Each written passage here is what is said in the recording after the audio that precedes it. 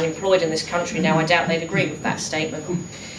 Apart from the obvious bias that it has, it completely skirts over the damage to businesses through costly regulations in this country. It also paints a distorted picture of its own role, as the Commission, as we know, enjoys a virtual monopoly on proposing legislation. Another example, again, I've got examples of all of these I can send. 1997, the Classroom Guide to the European Union, which is aimed at 11 to 14-year-olds. It informs them that the EU is like a club. Our ministers get to decide, however. The EU does not tell each country what they should produce and how, except we know that it does. There's another one called the Passport to the European Union, which tells us that, in very simple layman's terms, we're all decided to work together to have one type of money, the euro. So this means, the benefit is that when you go on holiday, you wouldn't have to change your money. And it's just, you know, is that a benefit? I'm not really sure. Again, it presents a one-sided picture, and it hides the disruption and cost of, what the euro has actually done. It deliberately admits that a single currency deprives us of our right to take independent action where necessary, and this is all now too apparent. We've seen, what's been happening in Greece and Spain. I don't know if any of you have seen what is really happening in Spain at the moment. The BBC don't show most of it, but it's not a pretty sight. Now, I can understand some schools allowing this sort of thing to reach their pupils. This is mainly happening in inner city schools where they don't have necessarily the resources or the budgets or the staff, where they have to fall back on these kind of teaching aids. They must seem quite useful, freebies as such, to support what's going on in the classroom. What is most annoying for me, and this I have learned firsthand, is the tactics employed by the European Commission to rally support from head teachers and school governing bodies. Now, my own son, as I've mentioned, he's 9 years old. He's a pupil at Burley Primary School in the New Forest. As a rural school, and I think this is fairly typical for lots of rural schools and maybe more of the towns as well, they've seen their budgets cut. I think about 25,000 this year has been cut off the budget. And there's no expectation that these funds are going to come back in the short term. And in losing this funding, the school has had to cut back not just on the benefits, but things that they need. The new toilets that they need, they're not going to happen. And the swimming lessons have had to be cut. So to counter this, the EU, they come to the rescue on the white horse with pots of gold for schools that take part in EU initiatives. This is what really annoys me. Bribery. Yeah, Burley School has taken part in something called the Comenius Project, which is basically a posh way of it's an exchange programme, nothing more than that. They're working with schools in Germany, France, Italy and Ukraine. They get to visit us, we get to go and visit them. They share teaching methods, best practice. That's great. I want my son to travel. We've always had these. They're called exchange programs, and they've been going back for years and years. This is not a new thing. But to take part in this initiative, Jack's school was awarded £25,000 or 30,000 euros roughly, but only on the agreement that that money is used to fund those exchange trips. So you can't use it to buy new toilets, you can't use it to fund the swimming lessons or get the minibus they need to get them to the swimming lessons. It's like, there's the money, but you can only spend it on spreading this indoctrination further. Yeah, which is my opinion on that. So yes, so what good is 25,000 if you're only allowed to spend it on what the EU dictates?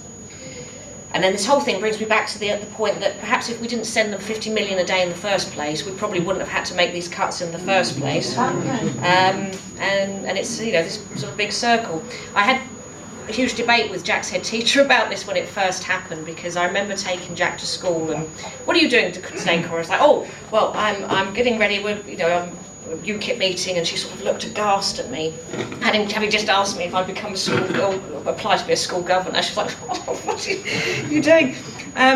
She said, oh no, Jack. She said, oh, but the EU's a good thing, Corrie. They've done lots for us. Jack, you like travelling, don't you? And I was just like, don't tell my son that he can't travel. What it means, is that, yes, Jack, you can travel. What it means is that those who travel here have to leave again, which is, the whole point of us, one of the points of us wanting to get out of the EU. And then we revisited this issue, her and I, about 3 months later, after they'd received the funding, and then after she'd been told subsequently that, no, she couldn't spend it on the new toilets that the school needed or this and that.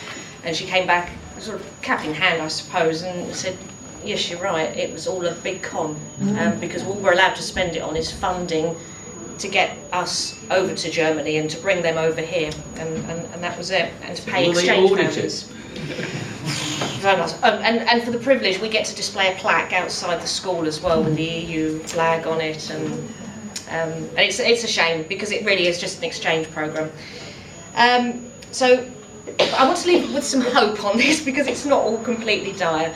What I've talked about are the attempts that the EU is making. It doesn't mean that they're always successful, because the hope that we have lies with the individuals. It lies with the teachers, the head teachers, those that are very passionate, who don't take all of this information at face value.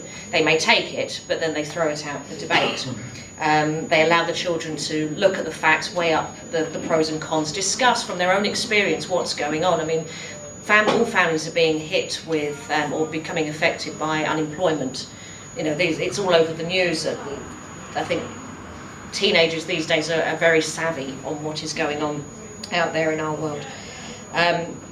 The secondary school that's closest to me is Ringwood, and I've done some research there. I know that the teaching methods there, you know, they might take this information, but they do throw it out for debate, and no one is sitting there with, you know, the blanket over their eyes. I think we can only hope that at a wider national level, that there are more schools and more teachers out there that take this balanced approach. So really, what can we do about this? Well, earlier this year, I've been doing this sort of talk now for about 9 months, and it's growing and changing all the time. Earlier this year, there was a petition circulating which called for action against this. It was online, and I did my bit, and I think a lot of people who've seen me speak did their bit in circulating this petition. We actually got the number of signatures we needed. It was presented to Michael Gove, and he in turn is, because of the amount of support for this, is really forced to present this in Brussels to stop them from sending this type of things into our school. The media covered it, but I don't really have an awful lot of faith in. We need to keep the pressure on, I think, is, you know, so what I'm saying there. We need to continue to ask questions in our schools for our children, our grandchildren, our friends' children. We should speak to children, find out what they're learning, speak to school governors for our children, and find out what's being taught in the schools. We can stand as one on this issue, and it doesn't mean that we're troublemakers or we're anti-European or we're racist or we're this or we're that. It just means that we want our children to have a well-rounded, unbiased education. So if you're going to teach them about Europe, then fine, teach them about Europe, talk about the history, because there's a lot of fact in there that they're punting around, but teach them warts and all, the impact of what this decision is having on this area, what it's having on this country, and let them make up their own mind, and not the starry-eyed view that the European Commission would have them believe. That's about it, really. I mean, if you'd like to know more, I've got a huge amount of research. Obviously, all the sources for the information that I've given you today. I've got some videos. I've got these 84-page PDFs, which you might want to read. It is interesting stuff. It's a bit disturbing at the same time, but it's there. And if you'd like to take a card from me at the end of today, then I'd be more than happy to send it on to you. Thank you very much.